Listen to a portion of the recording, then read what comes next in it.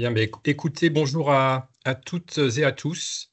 Il est midi pile, donc je vous propose qu'on puisse démarrer notre webinaire, les midis de l'emploi et de la formation. Je pense que d'autres participants vont se connecter au fur et à mesure, mais on va essayer de garder le timing, commencer à midi pour terminer à 12h30. Le midi de l'emploi et de la formation est consacré aujourd'hui à l'aide au contrat de professionnalisation du Conseil régional des Pays de la Loire. Pour rappel, le temps du midi, donc ce webinaire est consacré aux employeurs de la région des Pays de la Loire à l'initiative des partenaires sociaux.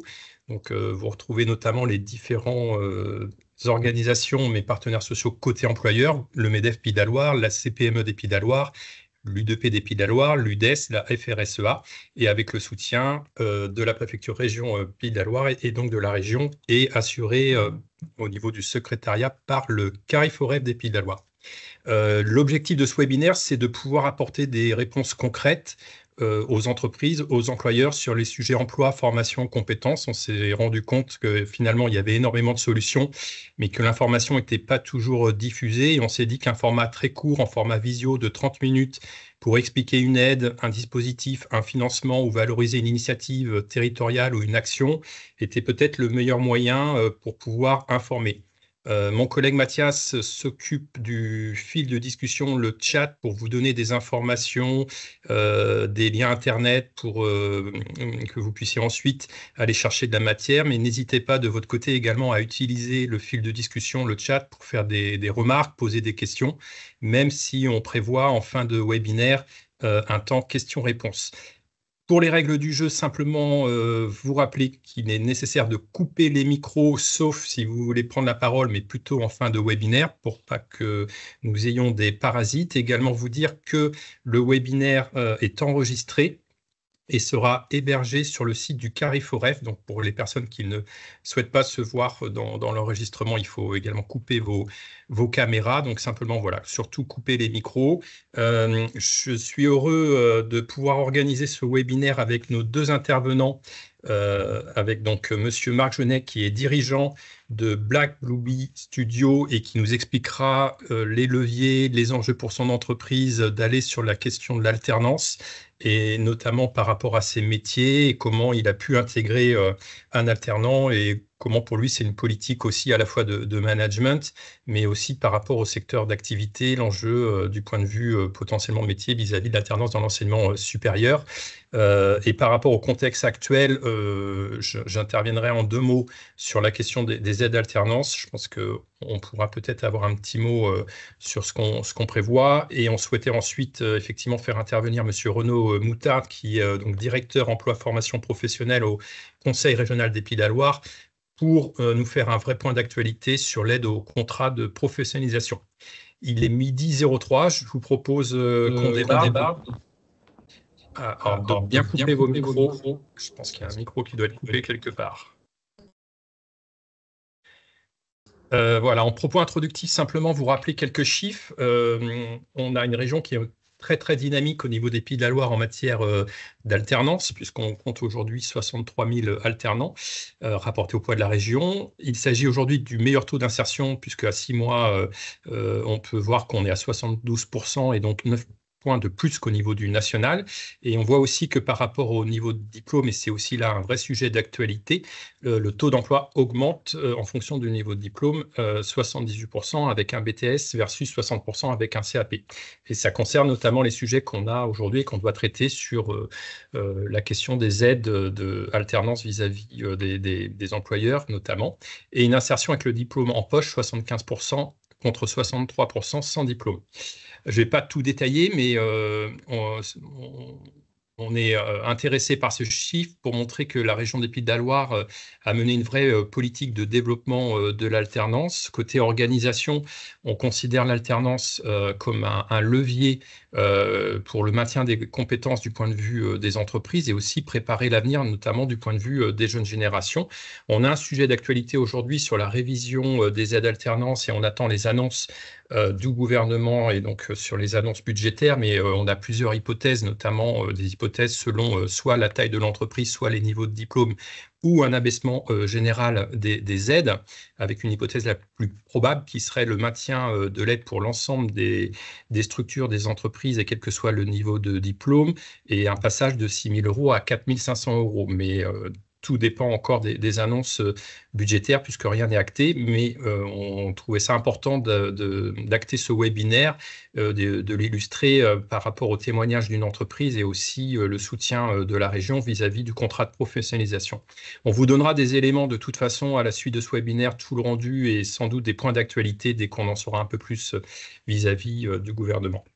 Donc, n'hésitez pas en tout cas à poser vos questions sur le chat, et je vais laisser tout de suite la parole à Monsieur Jeunet, donc dirigeant de Black Blue Bee Studio. Et Monsieur Jeunet, ma première question, c'est pourquoi l'alternance, pourquoi vous y voyez un levier, à quel enjeu ça répond dans votre entreprise, et ensuite je vous poserai la question de comment ça s'est mis en place et comment vous intégrez un alternant dans votre structure.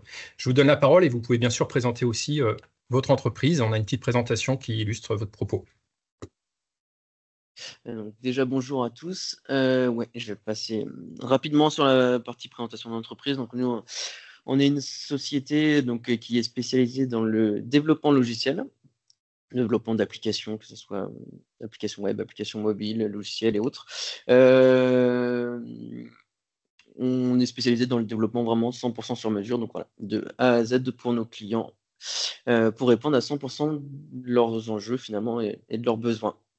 Dans ce cadre-là, donc on est deux sociétés, vraiment. On a un studio qui du coup est à Nantes et puis l'autre studio à La Roche-sur-Yon. Pour l'instant, on est vraiment très Pays de la Loire.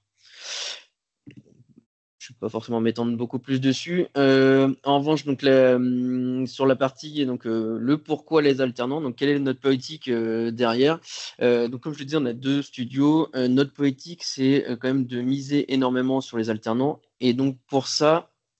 Mathias, vous pouvez peut-être passer un peu plus. Je vais passer de toute façon très rapidement sur. L'idée, c'était pas de m'étendre sur cette partie-là. Vous pouvez aller directement encore sur le slide suivant. Hop, voilà. Sur le fait de miser sur l'alternance. Donc, l'idée pour nous, donc, c'est vraiment d'avoir au moins un alternant par studio. Et en même temps, donc jamais plus de 2 en même temps dans le même studio. Alors pourquoi au moins un? C'est parce que voilà, on veut réellement miser sur l'alternance, c'est quelque chose qui est très important pour nous. Et à la fois, en prendre plus que 2, c'est prendre le risque de ne pas correctement le suivre, ne pas correctement l'accompagner, pas avoir assez de temps en fait à lui consacrer. Donc voilà, c'est pour ça que à la fois on mise tout, on fait vraiment en sorte d'en avoir au moins un, mais jamais plus de 2 sur le studio. Donc aujourd'hui, d'ailleurs, des alternants, on en a 2 sur le studio nantais et puis du coup un alternant sur le studio vendéen. Avec un objectif dans notre politique salariale, c'est vraiment de pouvoir proposer un CDI à la fin de l'alternance. Donc c'est vraiment dans le but de pouvoir voilà, continuer sur la durée avec les personnes qu'on prend en alternance. Donc on fait très attention au recrutement initiaux, parce que voilà, l'idée c'est vraiment de s'inscrire dans la durée et pas juste de prendre quelqu'un pour quelques mois, puis après de s'en séparer et repartir sur une nouvelle personne. Donc, je pouvais peut-être juste passer au slide suivant. Voilà. Donc pourquoi l'alternance dans la société Black Blue Bees? Déjà parce qu'on a une vraie croyance dans l'alternance en elle-même par rapport on va dire, au cycle traditionnel de formation. On vient en tout cas dans les associés tous d'un monde, alors alternance ou en tout cas d'un mix comme ça entre quelques jours en entreprise, quelques jours à l'école, etc. Donc vraiment le couplage des deux. On a aussi un des associés qui vient du monde de la formation puisqu'il était directeur d'école d'informatique par le passé. Donc c'est vraiment quelque chose qui est ancré en nous, le fait de pouvoir accompagner comme ça les étudiants ou les alternants et de les embarquer dans le monde du travail. L'idée derrière ça, c'est vraiment de donner une chance voilà, aux apprenants, de les accompagner vers le monde du travail, faire en sorte, comme vous le disiez tout à l'heure, voilà, lui donner toutes ses chances de pouvoir accéder le plus facilement possible à un emploi derrière avec toutes les compétences nécessaires pour ça. C'est également un bon moyen pour nous de partager nos connaissances et d'accompagner. Je le disais, on a vraiment une fibre autour de la formation. Donc on a même un des associés qui était directeur d'école par le passé et on continue derrière à accompagner toujours au niveau de la formation. On a à peu près 20% de notre chiffre d'affaires qui finalement provient des formations, alors formation aux professionnels, que ça soit du coup voilà, des formation sur catalogue, formation pour des services informatiques ou autres, mais également on intervient dans le cadre de formations qui pourraient être données par des personnes en recherche d'emploi via Pôle emploi. Voilà, c'est des parcours sur lesquels on est amené à intervenir régulièrement. Je veux bien juste revenir au slide précédent, s'il vous plaît. Ouais, merci. Donc l'idée derrière ça, c'est vraiment pour nous de continuer à faire ce partage de connaissances. On part du principe que toutes ces connaissances, autant qu'elles servent aussi à d'autres.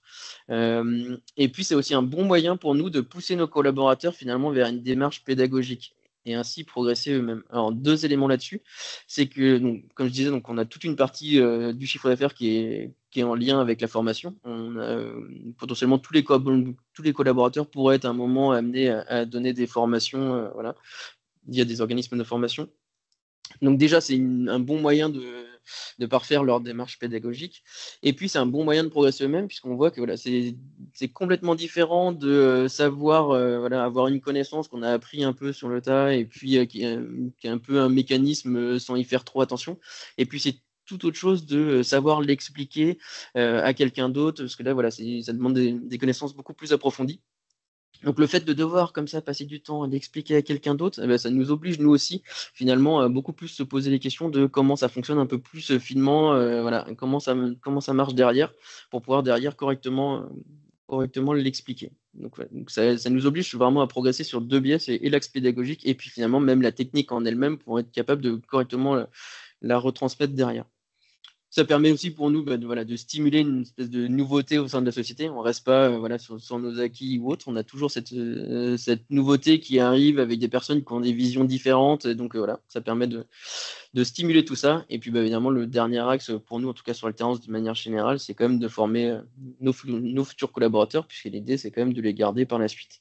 Donc au moins, voilà, on préfère de toute façon avoir des personnes qu'on a pu former comme ça pendant plusieurs années et puis qui ont appris finalement toutes nos bonnes pratiques en interne, plutôt que de devoir embaucher quelqu'un qui aurait été formé entre guillemets par quelqu'un d'autre, même si en tout cas dans le monde de l'informatique, c'est vrai qu'on a toujours un peu nos petites manières de faire et voilà. Donc c'est toujours plus simple de pouvoir former nos futurs collaborateurs. On a en compte de les garder le plus longtemps possible.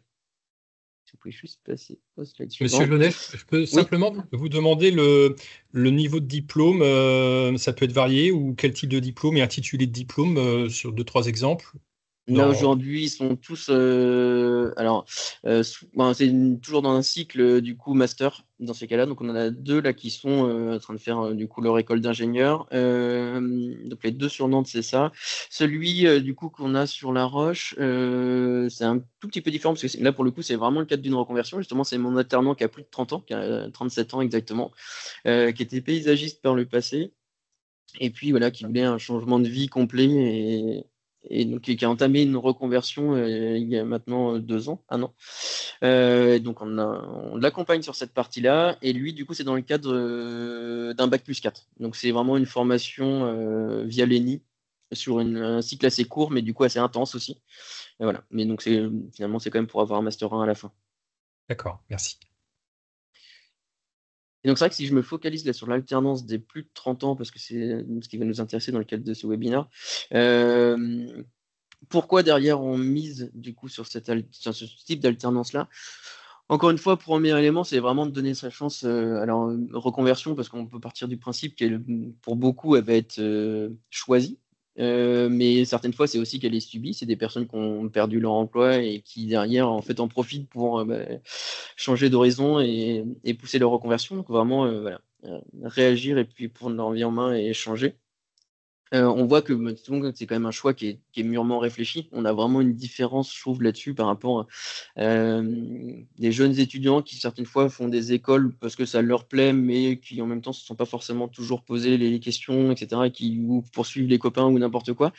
Là, on le voit sur ce type de profil-là, c'est vraiment des choix, c'est mûrement réfléchi parce que c'est vraiment un gros changement pour eux, parfois qui peut les mettre en difficulté, hein. On voit, ils peuvent perdre pas mal de salaire pendant toute une période. Donc, c'est une période qui peut être compliquée à la fois parce que soit elles ont perdu leur emploi, soit elles ont décidé de vers leur reconversion. Mais dans tous les cas, c'est quand même une période qui est pas simple. Et donc, voilà, c'est vraiment un choix de notre part aussi de pouvoir les accompagner là-dessus et faciliter cette période-là. Vraiment voilà, les accompagner dans toute cette phase de transition autant que possible et puis du coup leur donner la possibilité par la suite que leur conversion se passe au mieux et qu'ils puissent intégrer le monde professionnel par la suite. Et puis, le dernier axe, donc là, c'est plutôt gagnant pour eux, mais également gagnant pour l'entreprise, puisque ce qu'on voit, c'est que c'est des personnes qui sont en tout cas souvent très, très motivées, très investies. Comme je le dis, c'est des personnes qui ont vraiment mûrement réfléchi leurs choix, et donc, c'est des personnes qui se donnent énormément pour la société. Donc, pour moi, c'est un modèle qui est gagnant-gagnant, en fait, et pour l'entreprise et pour l'alternant. On se retrouve avec vraiment des personnes qui sont extrêmement investies dans le projet et qui veulent absolument réussir. C'est ce que je pourrais dire pour nous. Merci beaucoup, monsieur Jaunet. Je vais tout de suite laisser la parole à Renaud Moutard, mais juste avant, simplement indiquer aux participants que c'était intéressant pour nous d'avoir aussi votre propos vis-à-vis d'une entreprise, finalement, où vous êtes sur des niveaux de diplôme master.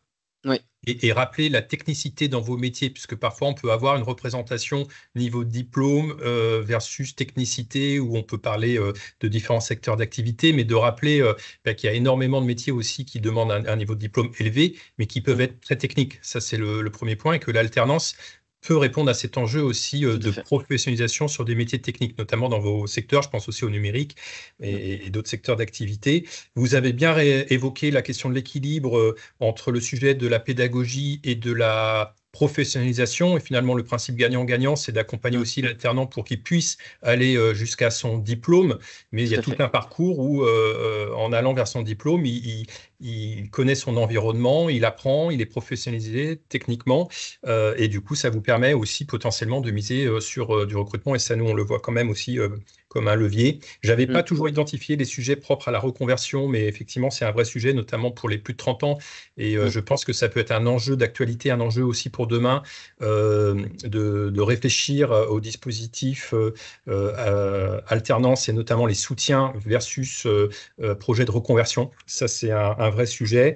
Et voilà, je trouve que par votre propos, ça permet de travailler un peu quelques représentations vis-à-vis des actualités qu'on peut avoir aujourd'hui, notamment du point de vue des aides. En tout cas, notre position, c'est de considérer l'alternance comme un vrai levier pour l'entreprise, mais gagnant-gagnant aussi pour les personnes et pour les alternants concernés pour aller au diplôme.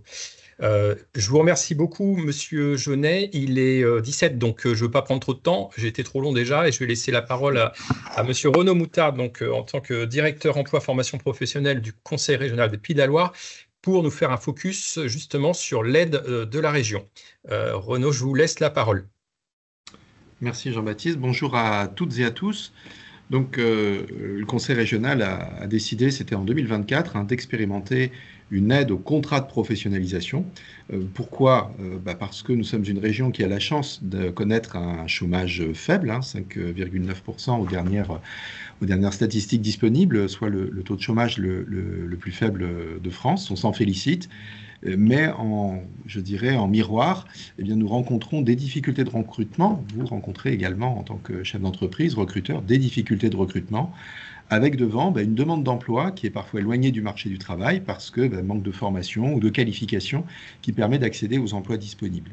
Et il nous a semblé important de développer le recours à l'alternance pour la formation des demandeurs d'emploi, parce que c'est une formation qui est vraiment, on vient de le voir avec l'exemple de Black Blue Bees, en prise directe avec les besoins de l'entreprise, et qui permet de faire le lien entre un demandeur d'emploi et un poste repéré, et d'avoir cette formation gagnant-gagnante.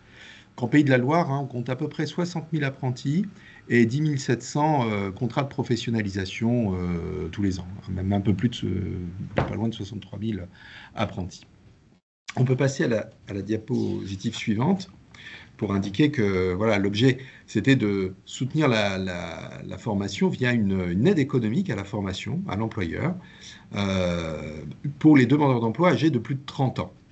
Donc c'est ce public-là que nous visons, puisque pour les jeunes, on va dire, il y a le contrat d'apprentissage qui existe déjà avec les aides de l'État. Donc là, l'idée, c'était de mettre l'accent sur ceux qui sont moins aidés, donc les plus de 30 ans, sur le contrat de professionnalisation. Donc l'aide a été décidée le 1er avril 2024 et s'est mise en œuvre tout de suite, dès le mois de mai. On peut passer à la diapositive suivante. Donc concrètement, c'est une aide de 500 € par mois, durant 12 mois, soit un maximum de 6 000 € pour la première année du contrat. Et tout mois commencé, bien sûr, est dû. Le versement a lieu en une seule fois, à l'issue du 12e mois ou à la fin du contrat, s'il est plus court. Elle est proratisée en temps partiel et elle est cumulable avec les aides au contrat de professionnalisation de France Travail, qui sont de 2 000 € et même il y a une aide supplémentaire pour les plus de 45 ans et aussi de l'AGFIP pour les personnes qui sont reconnues comme travailleurs handicapés. On peut passer. Alors, les formations concernées. C'est des formations diplômantes avec un diplôme, un titre ou un certificat de qualification professionnelle de branche inscrit au répertoire national de la certification professionnelle. Les formations doivent être proposées en Pays de la Loire ou dans une autre région. Et on identifie les certifications, c'est-à-dire que toutes ne seront pas aidées.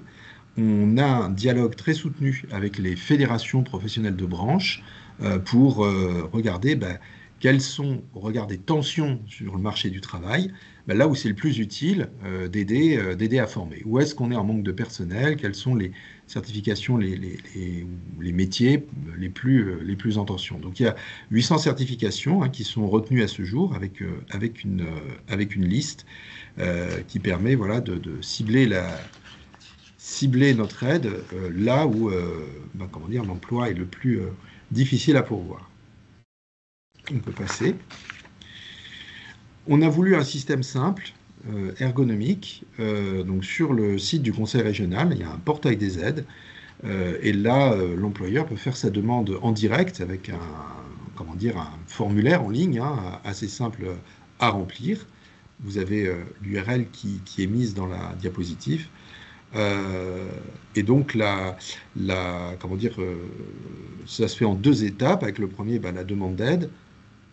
Ensuite, une fois que la demande d'aide est faite, il y a la transmission de la demande au paiement à l'issue du 12e mois. Donc, quelque chose d'assez simple. Donc, à ce jour, là, on peut passer à la diapo suivante. On a reçu plus de 300 aides. On voit qu'on a, à parts égales, les sociétés, de privées à but lucratif et des associations à but non lucratif ou non, d'ailleurs. Et notamment des groupements d'employeurs pour l'insertion et la qualification, ce qui est un peu leur ADN, qui représente pas tout à fait la moitié des demandes, 45% des demandes. Et c'est le secteur des entreprises à forte intensité de main-d'œuvre. On pense notamment aux entreprises de la propreté, de la construction, des services numériques, financiers, conseils, les entreprises de proximité qui ont fait le plus recours à cette aide. Avec un âge moyen des demandeurs d'emploi qui est de 40 ans, donc on voit qu'on touche aussi, je reprends l'exemple qu'a présenté M. Jaunet, mais beaucoup aussi les questions de reconversion, des demandeurs d'emploi qui sont qui sont en reconversion, deuxième carrière, qui recherchent un autre secteur où se former.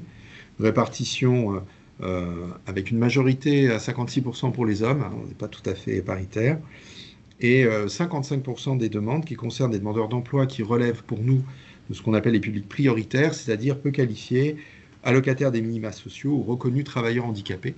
On voit que le contrat de professionnalisation permet aussi d'aller chercher ce public qui aujourd'hui est majoritaire. Dans la demande d'emploi, c'est plus de 40%, même 44% des demandeurs d'emploi qui soit sont très peu diplômés, soit ont des facteurs, on va dire, d'éloignement du marché du travail. Et c'est vrai que pour répondre aux besoins de recrutement des entreprises, c'est ce public-là qu'il faut former et mettre à niveau et pour être, je dirais, employable et compétent sur les postes. Et pour ça, le contrat de pro est vraiment l'idéal. C'est une formation dans l'entreprise, pour l'entreprise, un peu à sa main, avec vraiment cette notion de gagnant-gagnant. Voilà, je suis, je pense, à votre disposition s'il y a des questions ou des demandes de compléments. Merci beaucoup Renaud. Effectivement, il y a quelques questions. Alors, la première question, mais j'imagine qu'il s'agit d'une question relative à l'action de formation en interne dans une entreprise, parce que la question c'est si aucune formation ne correspond aux besoins, est-ce qu'une formation interne sans aide centre de formation peut être prise en compte comme ce qui existe chez France Travail? Et pour le coup, on est hors cadre dispositif. Tout à fait, là c'est autre chose. Là on parle de l'aide au contrat de alternance. Voilà, on parle de l'aide à l'alternance, donc elle suppose un organisme de formation externe à l'entreprise, chez qui la personne va se former, et ça suppose une qualification reconnue. Après, c'est d'autres dispositifs, là pas forcément soutenus par le conseil régional, hein, mais on peut penser à la PROA, ou on peut penser aux préparations opérationnelles à l'emploi collectif de France Travail, mais là plutôt pour les demandeurs d'emploi avant l'embauche, ou sinon des aides au tutorat, je pense notamment au parcours emploi tutorat du conseil régional, au parcours emploi formation, qui permet d'aider ou de former une personne qui vient d'être embauchée. Donc le contrat de travail est établi, signé, et il y a une période de tutorat ou de formation renforcée. N'hésitez pas si vous avez des questions, même pour Monsieur Jaunet également. Et on a une autre question, Renaud. Est-ce que ces aides peuvent être perçues lors d'une reconversion interne à l'entreprise, dans l'entreprise? Alors, tel que je comprends la question, non, puisqu'on est bien sur une personne qui n'était pas en contrat de travail, donc qui n'avait pas de lien de contrat de travail avec l'entreprise, qui est embauchée en contrat de professionnalisation. Bon, ça peut arriver si on a une personne qui a été qui a été embauchée avec l'entreprise, il y a rupture du contrat de travail pour X raisons, la personne revient, voilà. Mais sinon, non, je n'appelle pas ça une reconversion à l'interne de l'entreprise, c'est-à-dire un salarié en poste qui est embauché et que l'on fait monter en compétence via le contrat de professionnalisation, ce qui est possible. Mais là, il n'y aura pas d'aide du conseil régional. Ce n'est pas interdit, l'entreprise peut le faire, mais il n'y a pas l'aide de 6 000 € de la région.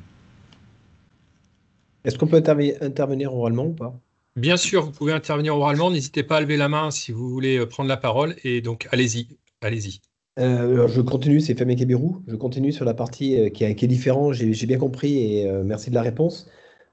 Néanmoins, aujourd'hui, ce qui peut freiner les employeurs, c'est le coût. Les 6 000 € aujourd'hui entre le coût de l'école, les gens de plus de 40 ans, il y a un minimum à leur verser et l'aide a un impact non négligeable pour la société. Et aujourd'hui, les solutions, France Travail est une solution que j'ai fait une fois et qui marche très très bien, et c'est super parce que ça ne coûte pas trop cher à la société. On le forme à sa façon et ça répond à notre besoin. Et donc du coup, c'était ça le sens de ma question. C'était de dire, il y a quand même des frais sur quelque chose où la formation... Alors moi, je suis imprimeur et je cherche des gens en impression en atelier.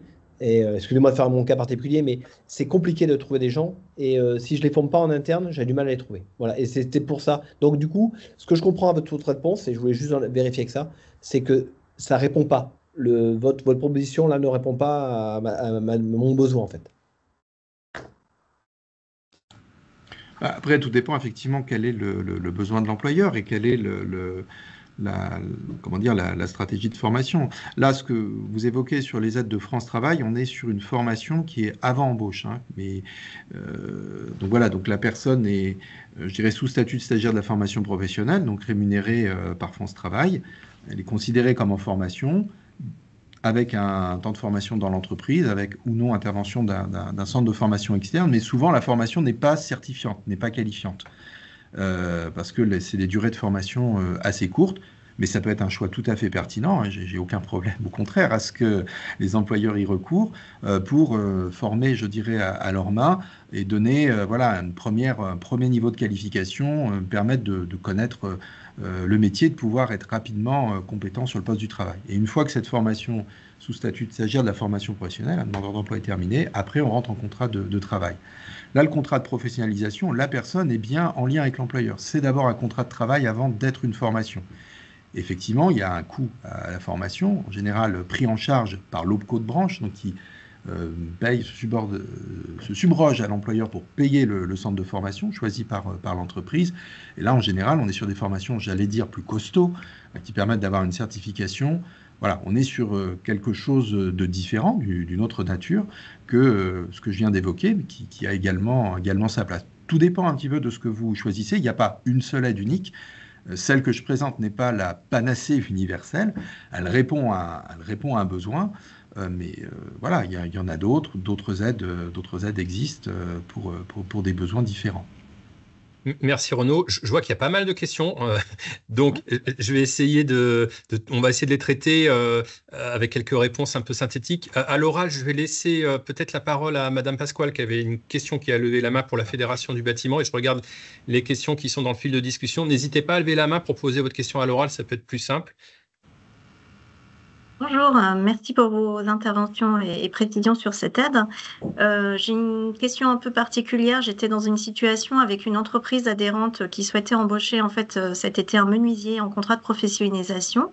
Le candidat correspondait parfaitement aux critères puisqu'il était demandeur d'emploi. Il était inscrit sur une formation référencée avec un code RNCP référencé et éligible au contrat pro et à l'aide de la région. Or, l'entreprise m'a appelé catastrophée un mois avant l'embauche et l'entrée en formation en me disant, ben voilà, le souci qu'on rencontre, c'est qu'aujourd'hui, on a pris cette personne 2 mois en CDD pour voir si voilà, l'entreprise lui convenait, que son intégration et ses compétences convenaient également à l'entreprise. Or, le conseil régional et la région me dit aujourd'hui que comme je l'ai embauché 2 mois en CDD, je ne suis plus éligible à l'aide au contrat de professionnalisation des 6 000 euros. Se posait la problématique en fait du coût pour cette entreprise qui, sans l'aide, aurait eu beaucoup de difficultés à le recruter, même voilà. Et donc du coup, j'ai trouvé une solution à l'entreprise. On est passé par une autre solution, un emploi, une formation. On a mis beaucoup de temps à trouver des solutions avec à la fin, en termes de solutions de rémunération pour le salarié, une gratification de l'entreprise pour pallier aux pertes de salaire de ce salarié avec le contrat de professionnalisation et un décalage d'entrée en formation. Donc du coup, j'aurais aimé comprendre pourquoi, dans ce cas particulier, l'entreprise s'est vue confrontée à ce refus, qui plus est pour revenir 2 mois après elle en lui disant finalement vous auriez pu bénéficier de cette aide. Pardon, hein, c'est un cas particulier que j'ai rencontré pour lequel j'ai passé beaucoup de temps sur ce dossier. J'aurais aimé comprendre parce que j'ai jamais eu l'explication de savoir pourquoi elle n'avait pas pu bénéficier de cette aide et qu'après coup, on soit revenu sur la décision. D'accord, donc c'est le cas effectivement que j'ai vu passer. Donc sans le personnaliser, je vais revenir au fond, c'est-à-dire pourquoi il y a eu ce refus. Alors, le Conseil régional, hein, on est une institution évidemment publique, donc on a un objectif. L'argent que nous engageons pour la formation des demandeurs d'emploi, ça vient de nos impôts à tous, hein, c'est de l'argent public. Et l'idée, c'est d'avoir une forme de retour sur investissement. C'est-à-dire que l'objectif, c'est de permettre la reconversion et l'entrée, ça chacun le comprend, l'entrée en emploi de demandeurs d'emploi de manière à ne plus verser des minima sociaux, des indemnités chômage. L'idée, c'est vraiment ça, c'est d'aider à la formation dans l'objectif d'un retour rapide à l'emploi. Et pour ça, on vise des personnes qui sont, je dirais, demandeurs d'emploi et qui n'ont pas de lien avec, qui n'ont pas encore de lien avec l'entreprise. On vise vraiment, je serais tenté de dire, le noyau dur ou le cœur du chômage. Donc plutôt, comment dire, des demandeurs d'emploi je dirais vraiment en recherche et depuis longtemps et sans lien de contrat de travail avec l'entreprise. Là, le cas est effectivement un peu particulier puisque dans le cahier des charges, dans le règlement du dispositif, on dit qu'il ne faut pas avoir eu de contrat de travail avec l'entreprise dans les 6 mois avant le contrat de travail, avant le contrat de professionnalisation. Donc, on veut que ce soit une nouvelle rencontre, vraiment une première nouvelle rencontre entre un demandeur d'emploi et un employeur. Là, ce n'était pas tout à fait le cas puisqu'on était dans la suite d'un contrat d'un CDD de 2 mois. Après, effectivement, on a souhaité déroger parce que la situation dans laquelle était la personne, c'était qu'il y avait bien une longue période de recherche d'emploi, une entreprise qui dit finalement on se teste pendant 2 mois, ce qui a mis fin, ce qui mécaniquement fait qu'il y avait pu, ce 6 mois, je dirais, sans lien, sans contrat de travail entre l'entreprise et le demandeur d'emploi. Mais vu toute l'histoire qui s'est passée avant, on a souhaité effectivement y déroger après intervention et demande de l'entreprise. Mais la raison fondamentale, c'est celle-là, c'est qu'on veut vraiment une vraie première rencontre entre un demandeur d'emploi et l'entreprise. Je ne sais pas si ça répond à votre... Oui, je comprends tout à fait. Je comprends j'ai la réponse. En tout cas, maintenant, c'est vrai que c'est un petit peu dommage de mettre en péril, une possibilité d'embauche durable et pérenne sur ce genre de profil, compte tenu de la difficulté aujourd'hui de recrutement sur ces postes-là en particulier, et l'entreprise, la volonté de l'entreprise était vraiment de le garder, et que cette possibilité de le garder en contrat professionnalisation était assujettie à l'aide des 6 000 €. Donc c'est vrai que c'était assez délicat pour l'entreprise sans l'aide. Je suis désolé, j'ai encore 2-3 autres questions. Oui. Peut-être qu'il faudra traiter ce cas particulier, puis voir comment on pourrait. N'hésitez pas à revenir vers nous, parce qu'on pourrait peut-être continuer l'échange en dehors du webinaire, mais je vois qu'il est déjà 35 et j'avais encore quelques questions. Concernant la taille des entreprises, est-ce que ça peut être conditionné par rapport à une typologie d'entreprise, ou toute entreprise, n'importe quelle taille, c'est confondu et on peut aller sur… je pense que oui, l'aide, c'est aussi pour les plus de 250 salariés. La condition, justement, pourcentage d'alternants dans les effectifs pour les entreprises de plus de 250 salariés qui ont une obligation en pourcentage, est-ce que c'est conditionné ou pas?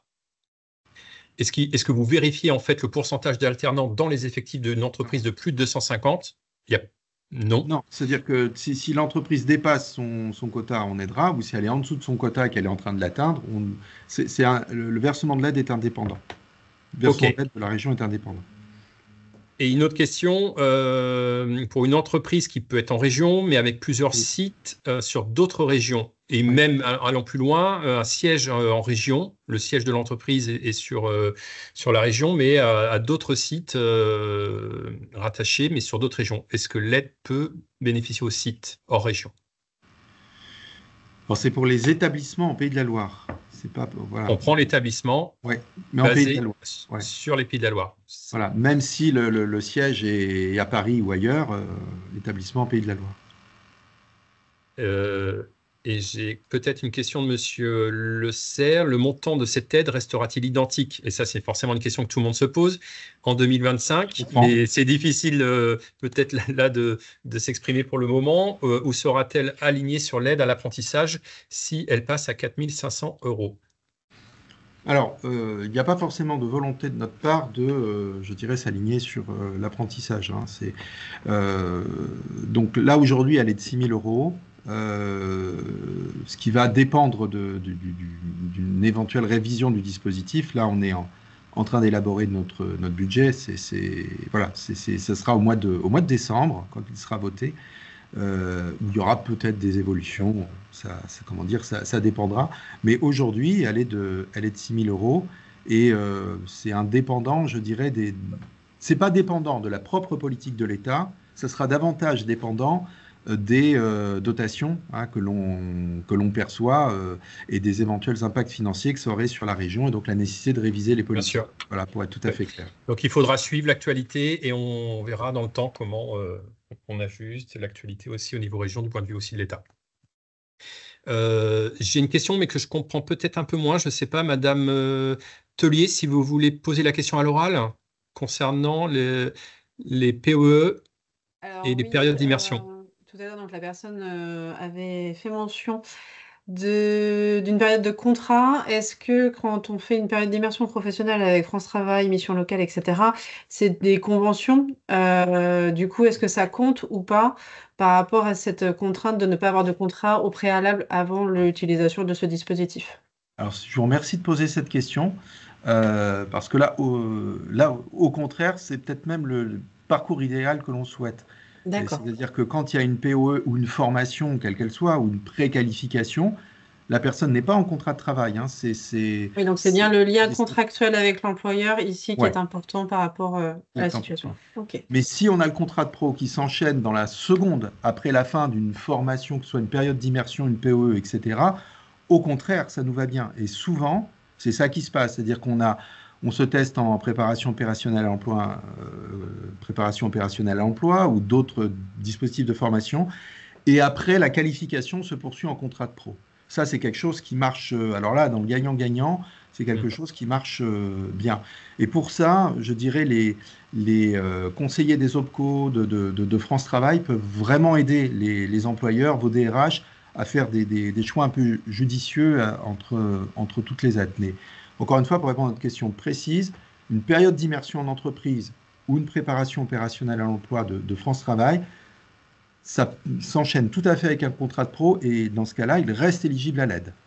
Très bien, merci beaucoup. Parfait. Bah, écoutez, merci beaucoup. Il y a eu énormément de questions. On n'a peut-être pas répondu à toutes les questions. Si c'est le cas, vous pouvez nous renvoyer vos questions par mail et à ce moment-là, on essaiera de les traiter en vous renvoyant les réponses également par mail. On a dépassé de 10 minutes notre webinaire, mais c'est parce qu'il était intéressant et qu'il fallait qu'on ait toutes les informations.